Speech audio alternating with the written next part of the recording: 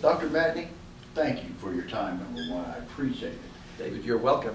It's a pleasure to be with you today. One of my first questions is, tell me about the reasons, like a lot of us, you got your start here at Amarillo College.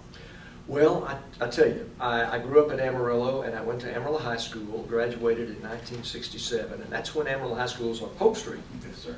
Wonderful place to go to school, marvelous student body. It was really an eclectic student body. We had all kind of kids there.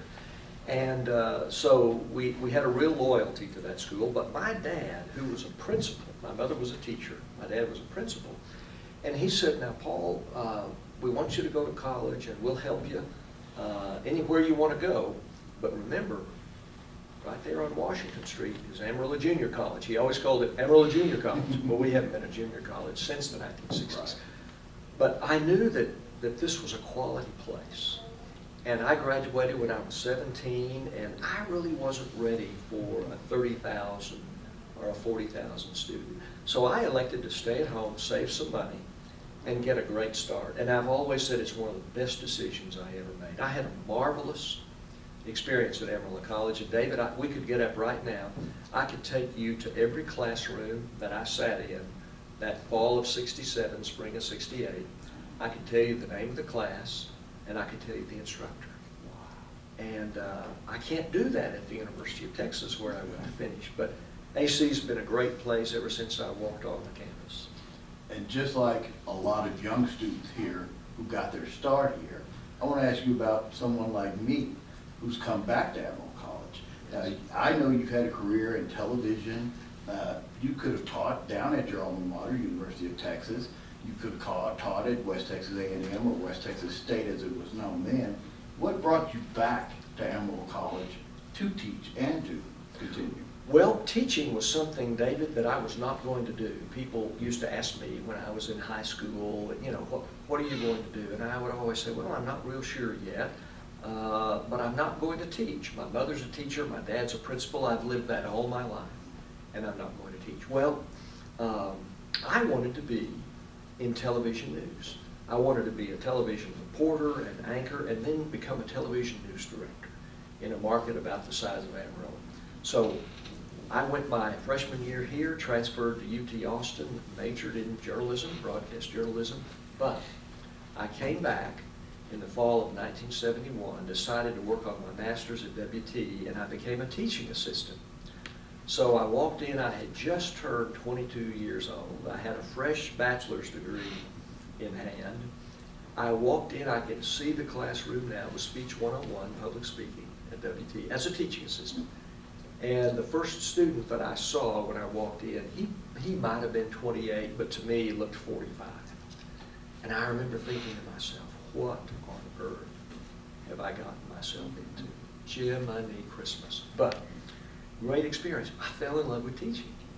So when I finished my master's in '73, I took a full-time job teaching at WT because our radio, television, mass comm faculty member went to Colorado to get his doctorate. Well, then he did not come back.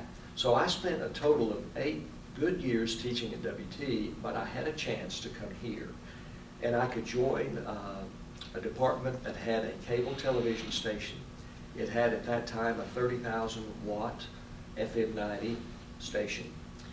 And it had 3 full-time engineers. This is what blew our mind. You know, you just did not find the quality engineering staff like we had at AC, and then wonderful faculty, and it's just been a great journey. Yeah, and you've been instrumental in the growth of, as formerly known, KACV and now Panhandle PBS, and growing in the Panhandle, and we thank you greatly for that. It's been so rewarding and fun to see all of that develop. Serious question here. How did you feel about Amarillo College dropping basketball, and do you think that was a mistake? Well, first of all, I felt very sad about it. I happened to be serving as president of the Badger Booster Club at that time, and it was an organization that supported basketball. And of course, we broadcast, or I should say cablecast, all of the girls' games and all of the men's games. And that was a wonderful experience for folks like you, mass comm students, radio, TV production students, announcers. We just had a ball doing it. So I was sad. And on the night the board was considering that, I went and made a plea that we keep basketball. It's good for Amarillo College. It's good for our students. It gives them something to get behind and attend. We had cheerleaders. We had the Badger Bells. We had a pep band that played. We had an announcing team, televising it for our radio TV students. So it was just good, I thought, for the college. So I was there on behalf of the Booster Club. Had a good friend named Wendy Nicholas, who was a gentleman who was the first principal at Paladar High School. Longtime Amarillo guy. Old Amarillo High coach too. Gave me Well, the name Sandy's. would you believe that he coached at Amarillo College when we had a football team in the 30s? Now, I know you don't believe me, but we actually had a football team. I heard it then. Wow. Wendy got up, and David, he was the kind of guy that if he were sitting here today, it would take him about 5 minutes to convince you and I that we could pick this building up and move it across town. He was a win-one for the Gipper. Right. Former coach, athlete. He gave a rousing rendition. He sat down. He had no more sat down in 5 seconds until the regent said, "Mr. Chairman, I move that we eliminate the basketball program at Amarillo College." There was a second, there was a vote, it was a 9-0 vote, and it was gone. So I was saddened by that. Now, was it a mistake? Unfortunately, basketball had kind of ceased to have a reason for its existence here. The more and more we've always been a commuter college in that we've never had dorms. But the more and more that we grew and the more and more that we were serving students that were here for a year or two, going on to the university, we just kind of lost the reason for having it. Now, there are days when I wish we had a baseball team, I wish we had a women's basketball, a men's basketball, wish we had a volleyball. But someone told me when I took the presidency of this institution, AC has a good brand. Stay with your mission. And he mentioned to me, he said, don't screw it up. Don't mess it up. So as much as I'd like to call my final news conference and announce that we're starting men's baseball and women's softball, I will not be doing it. I think you'd have some volunteers for the squad amongst this audience. Speaking of that, what is the biggest accomplishment or your most favorite accomplishment in your tenure as president here at AC? Well, we've been so fortunate, and when I am fortunate enough to receive some compliments and kindnesses, I always point out that, we have a great team of people here working. We have a lot of good people completely devoted to student success.